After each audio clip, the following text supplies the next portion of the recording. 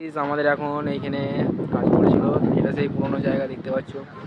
মানে এইখানে আমাদের আগের বারে 3টে এসে লাগিয়েছিল মুখরে করে, আমরা এইটা লাগালাম পোস্টারটা, এটা লাগালাম। তো মহিদুলদা তোমাদের বারে কিছু বলতে চাই, তো দেখো।